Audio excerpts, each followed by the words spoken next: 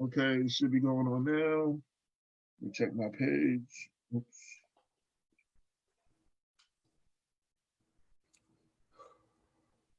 Oh, oh boy. I believe we are live. Let me check. No, I don't see it yet. Yes, Oh, yes, yes, we we are. are live. We are live. Let me put this in here. Black Westchester.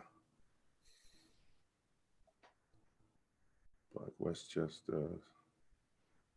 Freedom Friday.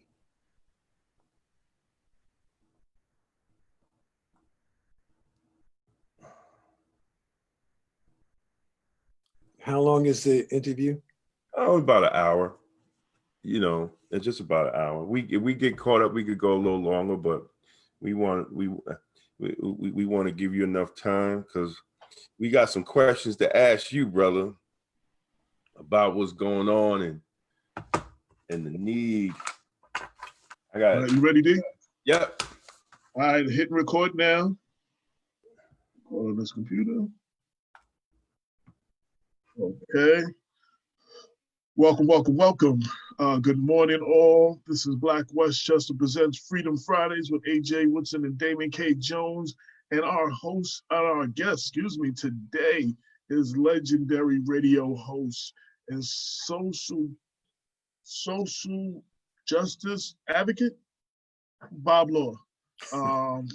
I know there was social something. I actually just read it off your page on WBAI, and I was like, it said social something, and I just drew a blank real quick. It's fine. You got it. David, would you like to say a few words? Yeah, Bob. Man. I mean, it's an honor to have you on the show, have you on Zoom, so our listeners can hear and see you. Westchester County needs to hear what you've been talking in my ear for the last couple of years, and I've been blessed to repeat a lot of things that you're saying, but I want to get them right to the source, and that's you. With everything that's going on, and the struggle of Black people, how do we use this moment to advance ourselves politically? And are we falling into the trap that we are just accepting anything just to say we're getting something, or is our collective unity we could actually make some change? Mm-hmm. Well, I think it's an excellent question to start. How do we deal with this moment? First, it is to be clear, put what is happening in a correct political and historical context, particularly in a political context and a historical context. As we look at what is happening right now, we are dealing with two viruses. COVID-19 is the biological virus. Mm-hmm. Then at the same time, there is a social virus that is as devastating on the Black community as the biological virus. When you look at the numbers of people who die on a daily basis from COVID-19, now the numbers have gone down, and the numbers are going down, at least here in New York. The numbers are going down. The numbers are going down. Fewer and fewer people are dying. However, on the social virus, the numbers of people who die from poverty on a daily basis are not going down. And those numbers are similar to the numbers of people who are dying from the biological virus. Mm-hmm. One of the things that we have learned is that the social virus, inequities, injustice, racism, has made us particularly vulnerable to the biological virus. So that as we start looking at cities carefully reopening, the Black community cannot simply reopen and go back to business as usual, along with everybody else. They're saying that we're in this together, which is not exactly true. But if we may have been affected by the virus, in that sense, we were in it together, but we're not coming out of it together. As people come out of the biological virus and begin to reopen, they are talking about measures that are going to help small businesses maybe restart, relaunch. They're talking about measures that are going to help students catch up. There are a number of things that are being done to help people compensate for their losses during the biological virus.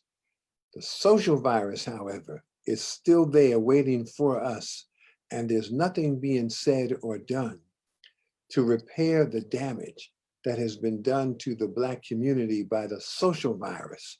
We will make a mistake if we come out of this pandemic and go back into the pandemic that was already there before this started. So our opportunity here is to come back, not to reopen the Black community, but to renew the Black community. We have to come out of this as a new people. We've got a new code of behavior. We need, and we have that. We have a new agenda, a new political agenda, a new political consciousness, a new way of dealing with each other, and recognizing that we as a people have the capacity to stabilize our community using the resources that we already control. But at the same time, there are people, the state, local governments, corporate America, they still have a responsibility to repair the damage that has been done by their systematic racism. We can't let them off the hook. That's where economic sanctions as a strategy comes in. But at the same time, when we look at our own capacity, we see that we have talent, money, training, genius. We have the capacity ourselves to do a great deal of repairing the damage done in the Black community. Black people are not responsible for the conditions in the Black community. By no means. Racism, or exploitative capitalism, all of that is real. That is responsible for the conditions in the Black community. But it is our responsibility to change those conditions. No one else is going to come and do that. No candidate for office. Nobody is going to come and do that for us. Not Biden, not Sanders, certainly not Trump, or whoever they come with. It is going to be us using our resources to stabilize our own community, and we have the capacity to do that.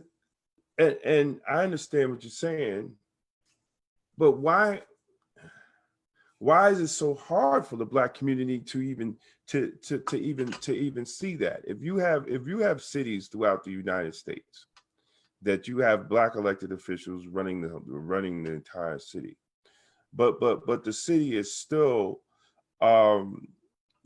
dying economically. Dr. Claude Anderson said that the Black community, after 5 o'clock, it shuts down because there's no Black businesses, and they're not creating avenues, for businesses. How do the people empower themselves to even understand their situation? See, there's a lot of questions in that question. Keep in mind that the enemies of our people fight back.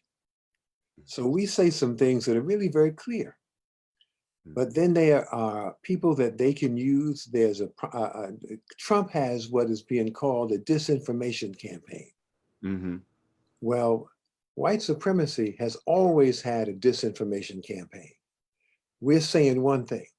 They are putting out other ideas. They are propping up people and promoting other notions to confuse and push back against what people are saying that would empower the Black community. So you get people saying that Black Lives Matter, right? As we say Black Lives Matter, they will get Black people to say all lives matter, so that it confuses. It is designed to confound the oppressed. As we start to push for self-determination, then they will get somebody to say that, no, we don't need to do for self. We need to find a way to cooperate with and associate with other people. We say we have to change the condition of our people. Our people don't want to be poor. They don't want to be poor anymore. They want to have businesses. They want to have successful businesses. They don't want to be poor. They want to earn it. They want to earn an income. They want to revitalize the economy in the Black community. But then there will be people who say, well, listen, here's what we really need. We need another kind of a poor people's campaign. We need to see if we can't make it easier for people to be poor. And now that sounds reasonable. We need to do something about affordable housing. So we have to create housing that poor people can afford. You can stay poor, but we're going to create housing that poor people can afford. See, that confuses people, because affordable housing certainly sounds reasonable, sounds correct. But what we really need is a move to change the condition of the people, so that instead of creating housing for poor people, you change the condition of poor people so they can afford whatever house they want. Exactly. So there's another strategy that operates right alongside our own strategies that, as Frantz Fanon pointed out, is designed to bewilder the oppressed. Wow. And so they have a strategy. White supremacy has a strategy as well to push back against the kind of things that we are saying. So when you talk about Black businesses, no, my favorite subject with you, instead of Black businesses, Black elected officials. When you talk about Black elected officials, how is it possible that there are so many Black elected officials in any given city, and the city and the condition of Black people in that city is still pitiful? Exactly. The easy answer is that those Black elected officials are incompetent. They are not at all what Black people need at this point in time. The Black elected officials are not not Black elected officials generally. These particular Black elected officials that serve us in city after city, many of whom are in the Congressional Black Caucus. The Congressional Black Caucus is the largest caucus in Washington, D.C. What do they do? What's the benefit of there being a Congressional Black Caucus? They could disband the caucus. What does the caucus accomplish as a caucus on behalf of Black people? See, what happens is that the Black community is in need of a visionary, talented, spiritually grounded, really quality leadership at a time such as this. And the Black elected officials do not fit that description. That's because many of the people in the Black community, many Black people who are talented, who have integrity, who are honest, they don't want to be bothered with politics. They say that's dirty, and they are not wrong. The politics is dirty and slimy, all of that is true. But one of the reasons that it remains dirty and corrupt is because the principled, visionary members of our community continue to ignore it, don't want to be involved in it. They think that all they have to do is vote. I talked to a sister yesterday. She said, looking at everything that's going on, well, we just got to vote. We got to vote. And I said, you know, you got to vote intelligently. You know, you can't ask Biden what's he going to do for education. You have to tell him what to do for education. And she said, yeah, right, yeah, but we just, I don't know. Yeah, you're right, but I don't know. I said, that's because you haven't given any thought to what's in your own best interest, have you? Exactly. But it's just so much going on. But no, she had not. And most people have not given any real thought to what is in our own best interest. So the cliche is you identify with the candidate who best represents your interest, and that's who you vote for. But how do you vote for the candidate who best represents your interest when you don't have any idea what your interests are? So there's an educational process, of course. You know, in the book, Winner Take All Politics, they point out that you can't engage in politics as a spectator sport. Getting somebody elected to office. See, we think that once we get somebody elected to office, we have done our civic duty and we go on about our business. other groups understand that getting people elected to office simply puts them in a position to enact policy. You want to get into a position to make policy. And so getting people elected to office is only step one. Right. Once they get elected to office, then we need a mechanism, a machine, an organization, that can provide platform and policy positions for the people who are in office. It's more for people who are in need of acquiring power. It is more than just voting. Right. Now let's talk about a Black agenda. Like, I've spoken about a Black agenda, and people act like, we don't need a Black agenda. They act like the Democratic agenda is Black people's agenda, when it's actually not, because, like you said, the sister doesn't know what her interest is.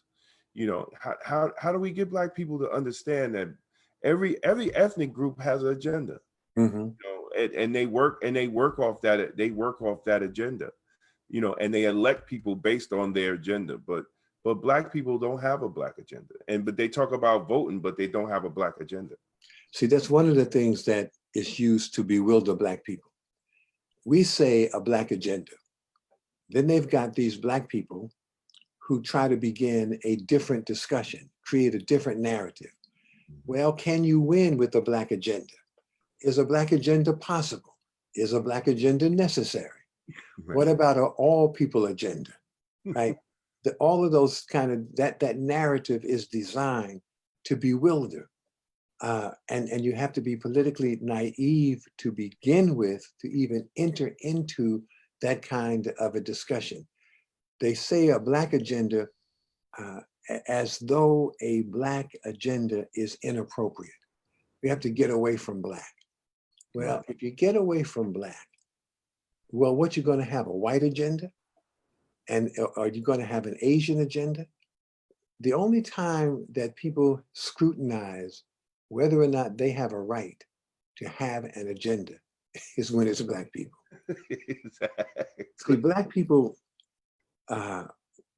many Black people, see, the good news is this, to your question. Many Black people already understand that our needs and aspirations are real and legitimate and credible, and that our needs need to be addressed specifically. There are still people who are easily confused. There are still people who are, but not many. People are beginning to understand. And so the Black agenda is coming from conscious Black people who just simply have to come together and are doing that and put the agenda, the platforms, for instance, when we look at people now talking about the police, and people are talking about police reform, right? Part of the police reform is defund the police, right? Or take some funds and put them over here instead of over here. Other people are talking about police reform. But here's what. Your organization, for instance, has already made it clear. We don't need to do a whole lot of studies. We don't need to do any of those things. What we need to do is make certain kind of behavior criminal. If that behavior is criminal and a policeman engages in that behavior, he should be arrested and imprisoned. If you were actually to enact that, all the rest of that stuff wouldn't be necessary. Right, exactly. It is not complicated. There's a behavior that is criminal behavior, which you have pointed out. That if we just you don't like to focus on one thing, but one thing, we focus on the chokehold and people choking with their knee or a stick, people choking someone to death.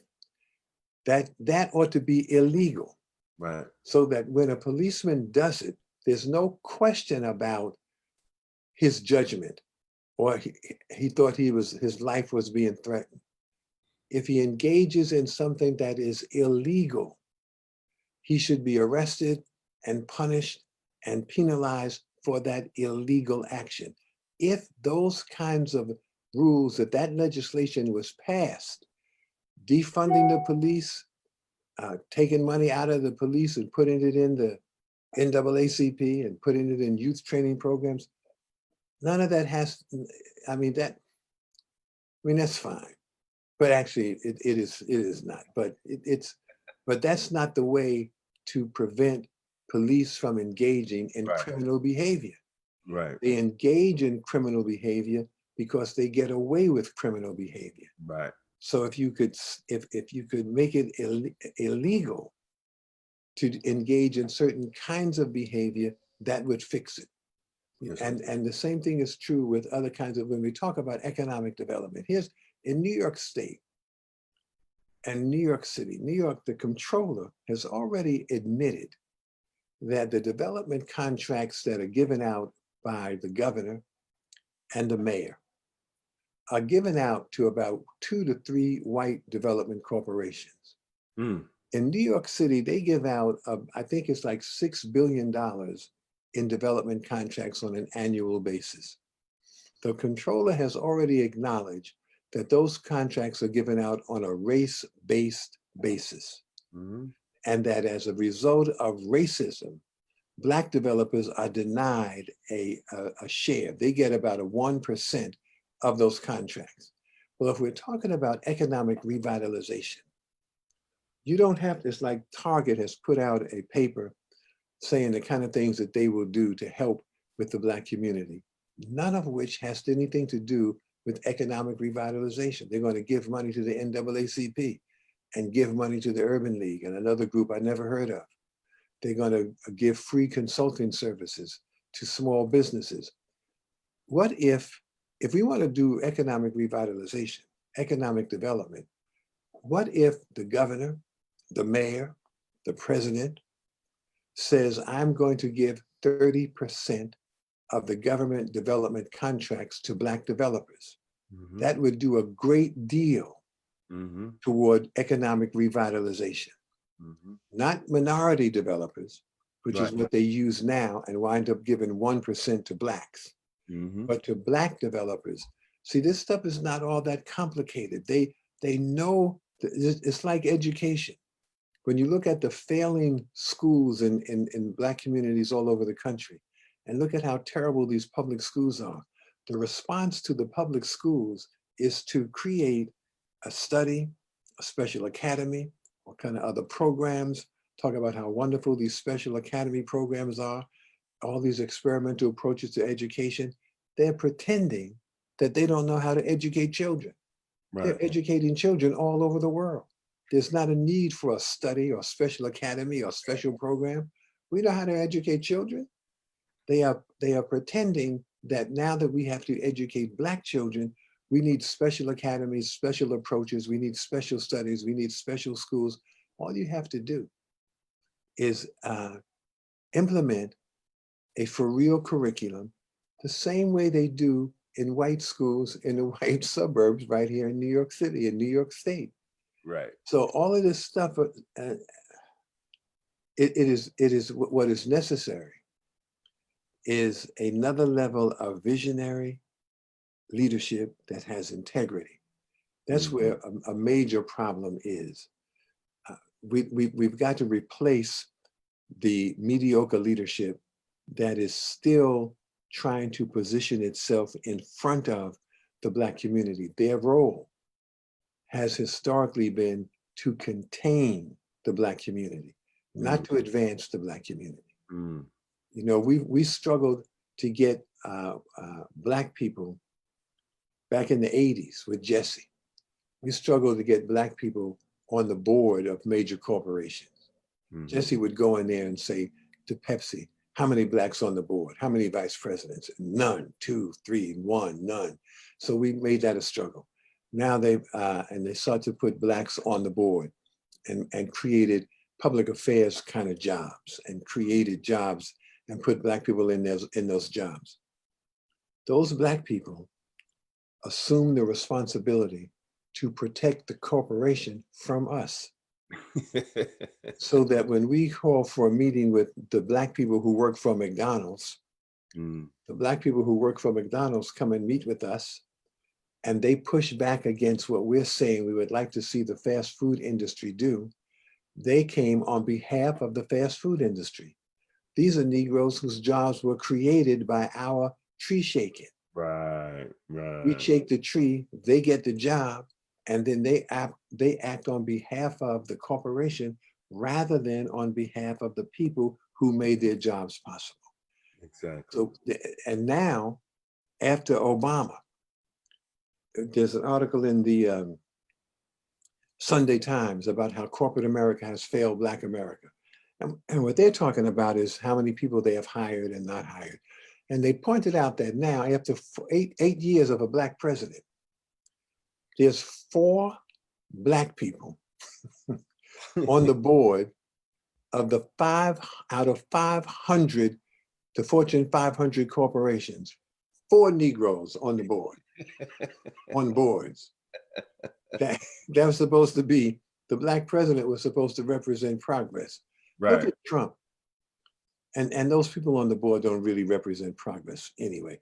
But look at Trump, who is appointing judges and people all throughout the system. That's right. So he is saying that when he's gone, the system is going to be right of center for the next few generations. Absolutely. How many people did Obama appoint? Where was Obama? And did not even fight with them in his last year in office to appoint a Supreme Court judge. They said he couldn't do it, and the Supreme Court judge vacancy opened up at the beginning of his last term. Right. And they said, no, that's his last term. He can't do it. That's absurd. But he accepted that. Right. Telling you, we have to have a courageous, visionary leadership with talent and integrity. That kind of leadership exists in our community. We've got to encourage those people to become more engaged in providing political leadership, not just participating as a spectator.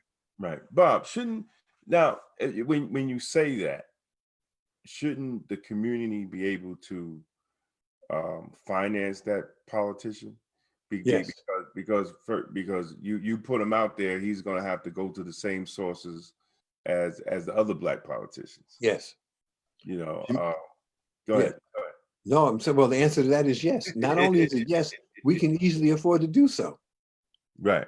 See, the community, the poor Black people, just po. We so pitiful. Ask Nike if Black people are poor. Right. Right. See, Right. ask all these people ask the people who own the beauty supply stores in the poor neighborhood. Right. Ask them, are Black people poor? When we look at these small businesses, not just in the Black community, but the small businesses, what they call Main Street, small businesses, restaurants, shoe stores, clothing stores, just the small businesses, up and down Main Street. Those businesses make, on average, we have been trying to do the research, we've been trying to get some numbers.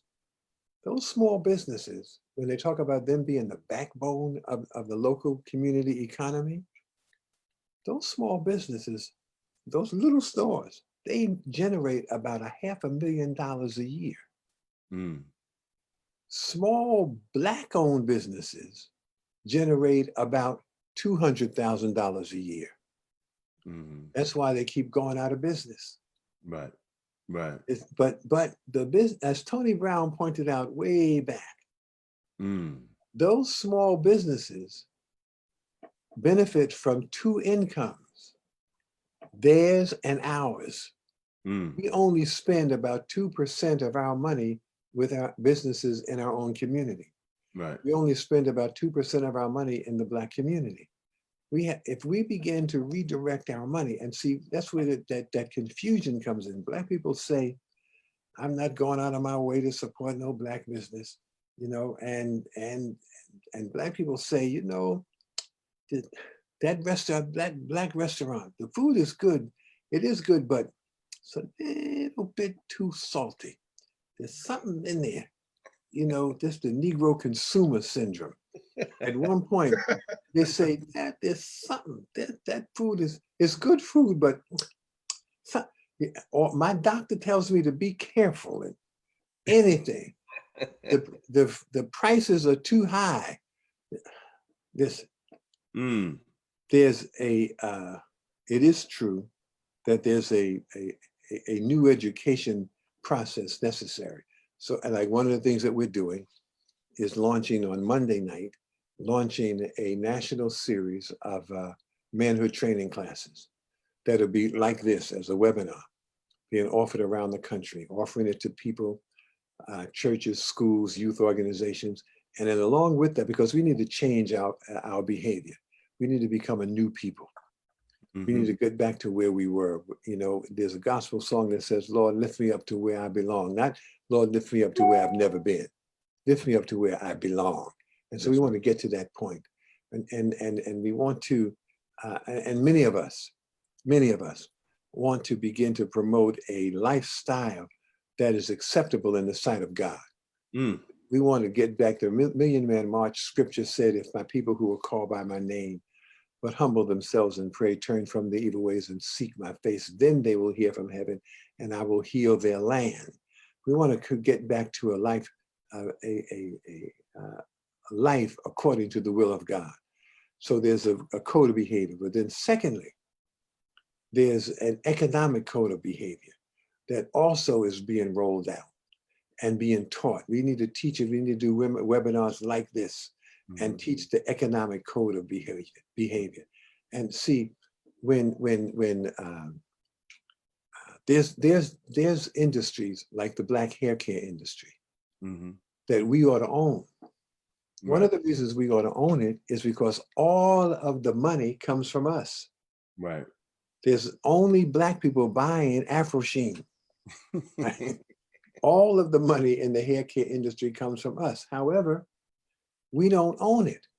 And when people come along, when the Asians came into the black hair care industry, can't be mad at the Asians that they took over the black hair care industry. The Asians said, they came in and they said, don't buy this product, Dudley and Bronner Brothers. That's black owned. And they said, here, buy this one. This is a good product, buy this one. And our product is cheaper. Well, the women in the hair salon said, oh, your product is cheaper? Well, then I'll buy yours. That's just good business to get the cheaper product. The Asians said, no kidding. These people think that it's good business to buy the cheaper product, even if it means putting themselves out of business, even if it means shutting down their own enterprise. They think that it's good business to go for the cheaper product. They don't consider what happens to your dollar after you spend it. We can tell them that we'll sell it to them cheaper. They'll buy from us. Once we own the market, we'll raise the price. They said, wow, look how silly these people are. How can we help but take this business, take this industry? They're throwing it at us. We have to begin to educate our people. See, black people do think that it is good business to get the lowest price. There's no other ethnic group engaged in any enterprise anywhere in this country or in the world that thinks that the deciding factor is the lowest price. They all consider the vertical integration that Claude Anderson talks about. If they buy it and who they buy it from, who they distribute it from, how that whole vertical integration process works, and their own people are plugged into that process.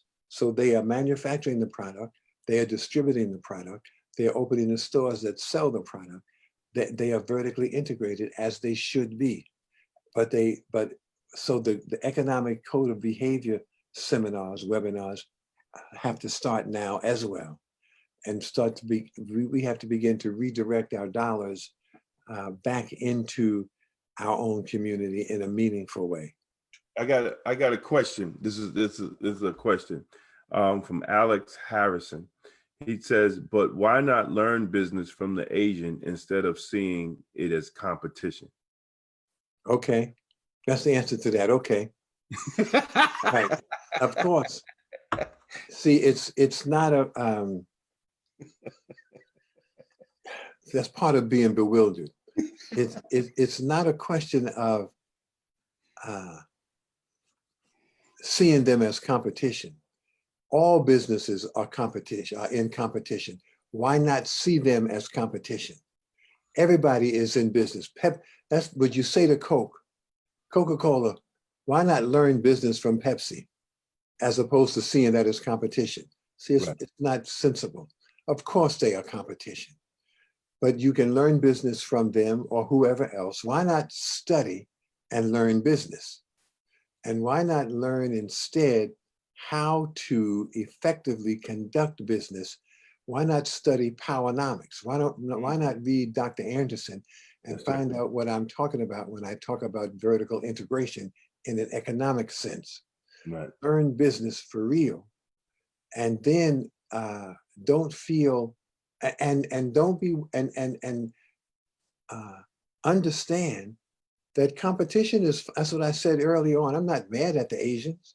Can't be mad at the Asians because they came in and became very competitive. Certainly, they have a right to do that, and we have a right as well. Don't have to hide it. Don't have to be, why not see them as competition? They are the competition. Right. So is everybody else. Right. And so see the competition, and what you really need to do is to become more competitive yourself. What you mentioned the manhood training. You mentioned manhood training. With this whole defunding the police department, how can Black people talk about defunding the police department and we don't keep our community safe? You can't. I mean, we're not even securing our own community. Got to always be clear. Always be clear. It is two separate issues. You have to make a distinction. What the police do over here, that is violent and criminal. That's what they do. And they have to be held, they and everybody else, they have to be held accountable for their aggression against Black people. That's separate and apart from what we do in the Black community.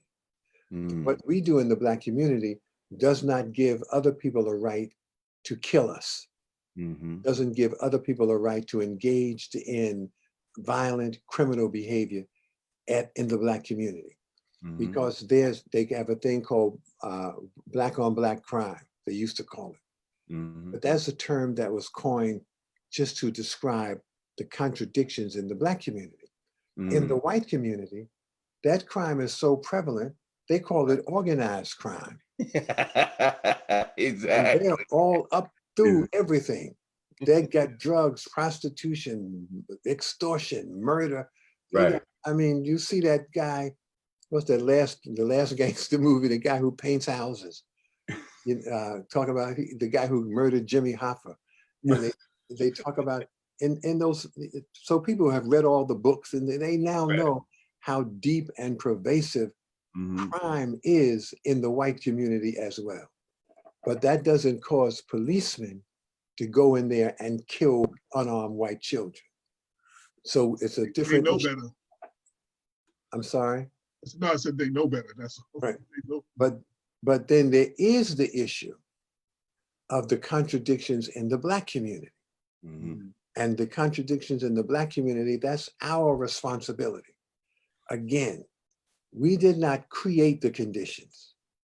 We didn't create the conditions. We didn't create the unemployment. We didn't create the dysfunctional schools. We did not create the public school to prison pipeline. But it is our responsibility to correct that, to change those conditions. Now, understand, when we have moved to repair that kind of damage in the past, the Black Panther Party. Black Panther Party offered young people, join this. Don't be in the Crips. Don't be in the gangbangers. Be in the Black Panther Party. Inspired the Young Lords, a little street gang where Felipe came from, up in the upper, where they from, Washington Heights. They became the Young Lords Party. At the point where we began to create something that could challenge that behavior. Look how I just saw a documentary on TV last night. Look how the police and the FBI came down on the Panther Party to destroy it, declared war on the Panthers. I was just looking at that, so I wonder why they don't do that to the Crips. Wonder why they don't come down like that on the Bloods and whatever other gangs there are. Wonder why when police come into a neighborhood and choke somebody on the corner and beat somebody up, they never look over their shoulder, wondering if any of the Crips or the Bloods are going to show up and stop them from doing what they're doing. They seem to have a relationship with the gangs in the Black community. However, it is our responsibility, and it's not a responsibility that we have ignored. Look at all the work that is being done. Look at Erica Ford and the Love of My Life. Look at Dennis Muhammad and the Peacekeepers. Look at the gang summits that the minister has convened. Look at all the work, the churches who are marching in the street and trying to organize young people and young men and take them out of the streets and out of the gangs. It's not that we have ignored it. No. However, as we work hard to suppress it, white supremacy keeps those guns flowing into the community. White supremacy keeps the guns. White supremacy keeps killer cops rolling through the community, keeps creating volatile circumstance that feeds into this self-destruction. Look at the music. Look at the lyrics, and look at the people who are celebrated as talented. Cardi B and these people are celebrated as being talented. And listen to their lyrics. They're talking about killing each other. And hope your mama's in the house. I'm gonna run up in your house and shoot. I got a shotgun. I have a shotgun, I'm shooting. All I see is niggas running. What kind of lyric is that? And they've got, look at the music that is still promoting death, hatred of Black women, hatred of Black people, murder and killing. All of this is still going on at the same time. So we've got, that is one of the reasons for the manhood training. We have to begin to talk to our, not just young boys, young men, we have to begin to talk to everybody really about a different code of behavior that helps us to protect and sustain ourselves in this hostile environment. But that is, whoever said that is right. What about the violence in the Black community? Right, we are, and many people are addressing that. Right, because I mean, we need to be able to secure our own community, like every other ethnic group. Yeah. You know? But see, every other ethnic group is not under attack like us. Yeah. You know, all the other ethnic groups that have got contradictions in their community. They have gangs in their community. They have gangs that operate only in their community. You know, they tell me that in Chinatown, there's Asian gangs and they terrorize the people who live in Chinatown. They don't go to Bensonhurst. Right. You know? They don't go to Howard Beach. They stay in Chinatown. It's happening everywhere, just like in the Black community. You know, the gangbangers in the Black community, they don't leave the Black community either. They right here in the Black community. So, but other ethnic groups don't have the same ongoing aggression against their people the way that we do. And they don't have the history of oppression that we do. You know, they didn't, they came to this country and are still coming to this country with some education, with some money, with an agenda, with a plan. You know, we came up from slavery. There was a time when it was illegal for a Black person to be able to read. You know, we've come from another kind of a deficit. We've come from a situation where there's no where we have no legal standing. You know, people need to read Michelle Alexander again and look at how we have no legal standing. You can't win in court. The courts have been so structured. So we have our challenge is different. And what we really need to understand is that given our challenge, we need to be a little more proud of what we have done when you consider what we are up against. We haven't completed it. We have been confused by competing agendas, you know, but at the same time, given what Black people are up against, Black people have accomplished a great deal of correcting the problems and the contradictions in the Black community. But one of the reasons that the work is still necessary is because we are not in it by ourselves. They keep coming at us. They keep coming. You know, we say elect a Black mayor. We elected a Black mayor, David Dinkins. That was in 1990. I filed a class action lawsuit against the Board of Ed in 1990. 9 school children signed off on it on behalf of the schools, the children in the New York City public schools. We are ready to demonstrate in court how this white supremacist curriculum that is being implemented in the New York City public schools is doing harm to the intellectual development of Black students, to their identity, their sense of self-worth and value.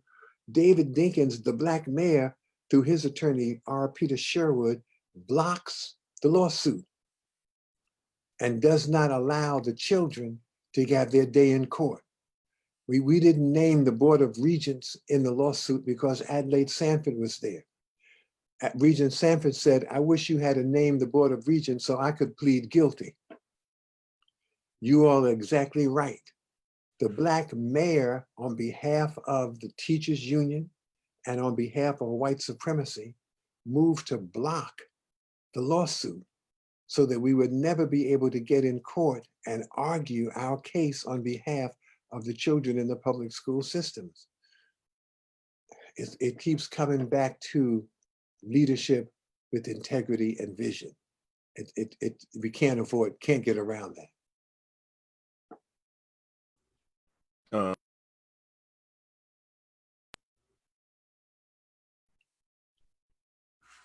You still mute.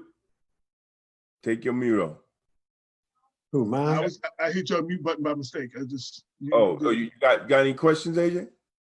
Now, I'm sitting here, you know, there's sometimes, and I'm the one that runs my mouth on the radio show the most, and I ask all the questions. There is sometimes when you need to sit and listen. You know what I'm saying? And sit and take in. When you have, one of the things I always said, you know, we let a lot of our elders pass without sitting with them and picking their brains and getting a lot of that knowledge from them. And that's one of the mistakes that I've seen.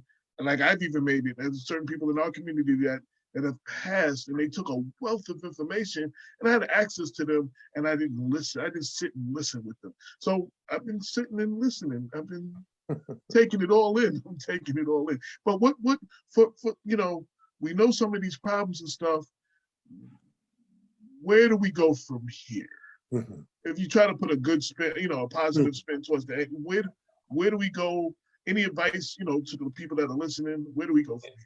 Yeah, we got about 10 more minutes, Bob. So any advice for the people of Westchester? I'm gonna do it in less than 10 minutes.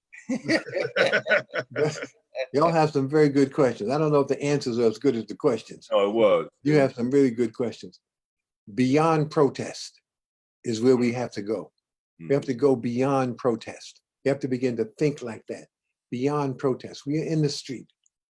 And that is a legitimate expression of anger and frustration, and it is necessary. But we have to go beyond protest to the acquisition of power, to the acquisition of policy-making positions. Coming out of Ferguson, Illinois, and Michael Brown protests, coming out of there, brothers and sisters in St. Louis decided that they needed to have, that they needed to acquire power. The sister coming directly out of the protest was elected to the city council. That sister who was elected to the city council coming directly out of the Michael Brown protest, a week ago, she was elected mayor of Ferguson, Missouri. We have to do that.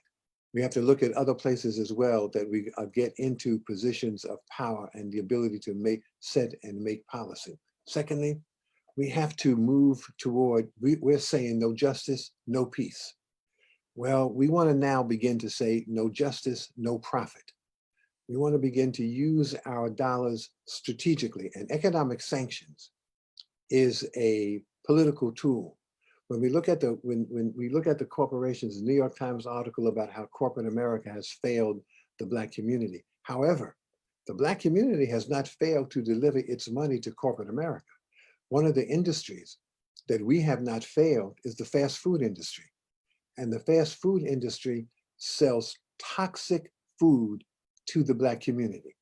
They have targeted the Black youth in particular for the consumption of toxic food that causes type 2 diabetes, high blood pressure, obesity, any number of things. That's all been documented. Don't take my word for it. Google fast food industry and Black consumers, or African Americans and fast food, or fast food industry and Black youth. Google it. Look at the studies that are still being done that document how the fast food industry is exploiting the Black community and selling food into the Black community that is actually doing harm. It's part of what made us so vulnerable to COVID-19, was that diet of fake burgers and pizzas and all that sugary, syrupy drinks, all of those things that are being marketed by the fast food industry. So one of the things that is happening now, and it's going to be announced on June 19th, let's say it here, is an economic sanctions campaign that targets the fast food industry and says to Black people, stop buying fast food. And now, and we will begin to talk to the industry about the kind of things that they must do in order to redirect the dollars that we are entitled to back into the Black community on our terms. And there are a number of people who have signed on to that. But the fast food industry says this: y'all are absolutely right. We're selling you garbage. We know it. You're absolutely right. What we do is harmful. And we don't spend any money in a meaningful way in the Black community. But you know what? Black people love us anyway. Black people cannot give up a burger. They cannot give up a super shake. They say y'all can stand outside in front of the fast food restaurant with a microphone and tell people that this food is harmful. Black people will say, yeah, I know, but I won't come back again. They say, we ain't even worried about you. It's the same thing that the other ethnic groups say when they come into the Black community. They say, wow, look at these Black people. I mean, they're really silly. Look at what they do. And so there's work to be done, but economic sanctions as a political strategy is the tactic. And you can believe that there are going to be Black people who say, well, there's no point in doing that. They don't care about our dollars. They're making all their money overseas. Anything other than self-determination.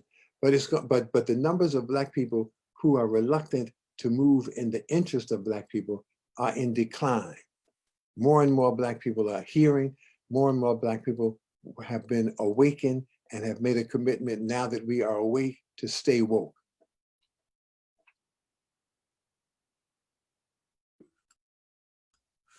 You could sign us. You could sign us on to that, Bob. I know we had that conversation before, and when you were meeting with the fast food restaurants, man. Mm-hmm. So you could definitely sign us on to that. I'm for that. And it's funny that you said that. I put up a post on Facebook that I didn't see any McDonald's burn down, and they kill us every day, right? and Black people actually defended McDonald's. Yeah. They you know, and you know, I was shocked that they actually defended McDonald's. And I asked one of the girls, I said, you know, show me where eating McDonald's reduces high blood pressure, high cholesterol, and diabetes. I could show you where eating plants does, but show me where McDonald's doing. And she never responded. You know, and then they make it an economic thing. You know, poor people can't eat and this and that, but they could buy Jordan shoes. She buys McDonald's, but her teenage person that she's buying McDonald's has $600 shoes on their feet.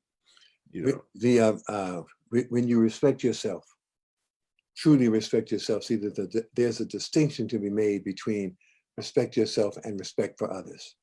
There are people who respect others who will say, yes, ma'am, yes, sir.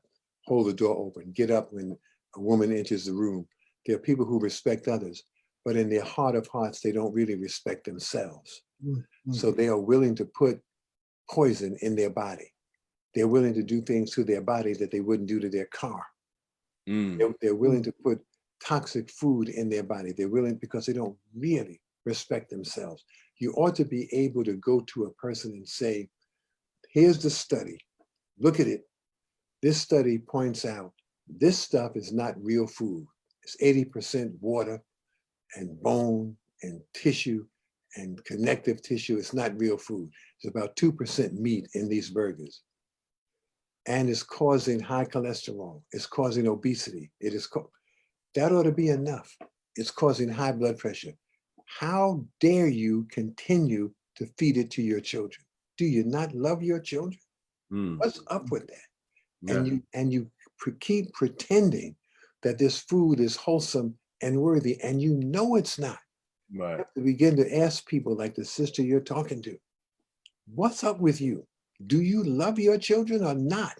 How are you making excuses for feeding your children food that every study over the last 10, 20 years has already documented is doing harm to your children physically? It is doing harm, and still you are making excuses for it and are feeding it to your children. How backward, how silly, how awful is that? That there are people who are making those kinds of excuses. And if you talk about McDonald's, it was the employees at McDonald's who first picketed McDonald's, asking consumers to stop shopping here until they pay us a minimum wage. The employees. When people say that, you know, people who work there are going to be hurt, the employees say, we're hurt now. Right. Could y'all help us instead of come flowing in here? And Black folks say, no, I'm coming into McDonald's. I'm going to eat this food. No, I don't care. No matter what it is, it tastes good. But I think that we have to really drive it home. How is that possible? How is it possible with all that we now know about how harmful fast food is? How is that possible that there are Black adults who are still feeding that food to their children? Yeah. That's crazy. That's just crazy. I always said, I told Damon, I said, we're also the only people that will go to a funeral and then feed the people there the food that killed the person that just went to the funeral. That sold all the food that they ate and had, you feed that to the people that came here. You know See, what we're I'm not saying? making it, we're not connecting it. We're not putting it all in the proper context. And on a very real level, it is a question of how much do you genuinely cherish your children? Because we tolerate too much. We're putting children in a public school system. You know very well that that public school system is destructive and detrimental. There are parents who are taking their children out of public school and homeschooling because they love their children.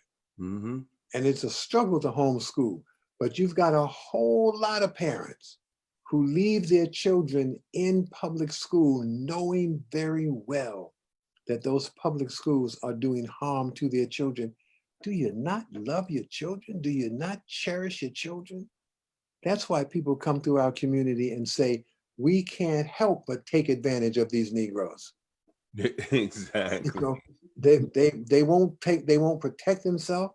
They won't work in their own best interests. We can't help but take advantage. And so, and like we said earlier, we're not mad at them. They are looking out for themselves. They're trying to be as competitive as they can be. That's what we need to do. Become more competitive with and so that we are able to survive in the 21st century. Absolutely. We're coming to the close. I don't want to take up a lot of your time because I know you're very busy. Let everybody know you can be heard every Saturday on WBAI. Listen, Right. from the streets. It's from the street with Bob Law. We're trying to get on there for 2 hours, on for an hour, from 10 a.m. from 11 until noon. But it's on BAI at 11 a.m. on Saturday morning. BAI is 99.5 FM, and we're there. We have some good shows. We've had some good guests. This is Black Music Month. Trying to talk to Stagger Lee this Saturday. Stagger Lee said yes, he will be there. And so I'm trying to, but now I'm calling him back. I can't find him. But if everything goes through, Lloyd Price is going to be with me this Saturday. And tomorrow morning, and he's got some remarkable stories about the music business. Oh yes, in the music business. But beyond that, I want to do we're having plenty of political conversations, and we're going to begin to talk about economic sanctions as a political strategy. We're going to start trying to drive that home. But this being Black Music Month, I want to talk about music and what really happened. What really happened to Black radio and to the Black music industry. Many people, particularly people who work in Black music and Black radio, have no idea. I wanted people to become familiar with the Harvard Report, which was called a study of the rhythm and blues world. I want people to understand how the Black music industry was deliberately and systematically taken over. And we have a copy of the Harvard Report. And just the kind of decisions that Black people made to go from being Black to urban, and we just don't we just don't quite understand where we fit in a political, social context in this society. And as a result, we are often exploited.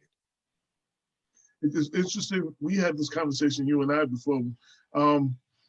That one of the first things they tried to do is take the word Black out.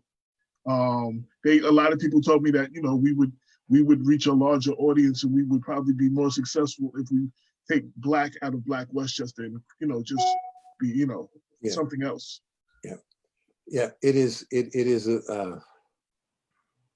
a failure to place ourselves in the proper social context.